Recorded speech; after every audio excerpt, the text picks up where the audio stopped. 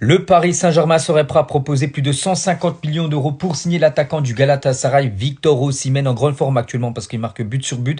Bon, après, il y a des clubs aussi comme le Barça intéressés. Après, le problème, certainement pour le Barça, c'est le prix, bien sûr, du joueur. Le PSG a les fonds, ça c'est sûr et certain. Le joueur de 26 ans a inscrit quand même 46 buts en 52 matchs pour le club turc. On va parler cette fois-ci du milieu de terrain Sandro Tonali, donc joueur de Newcastle. Il pourrait faire son grand retour du côté de l'Italie. Le milieu de terrain de Newcastle, Tonali, a confié à des amis proches qu'il avait le mal du pays et qu'il espérait retourner en Italie potentiellement dès 2026, donc l'été prochain. Un retour à l'AC Milan reste une option privilégiée.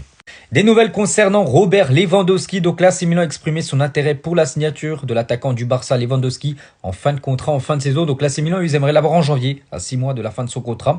Mais un accord semble peu probable car le club catalan n'est pas en mesure financière de se procurer un remplaçant de premier plan en milieu de saison. Parce que bien sûr, s'il part du Barça, le Barça devra trouver un remplaçant. Et pour l'instant, c'est pas du tout dans l'ordre du jour. Donc Lewandowski deviendra du coup joueur libre l'été prochain. Et là, ça sera beaucoup plus jouable pour l'AC Milan de l'avoir.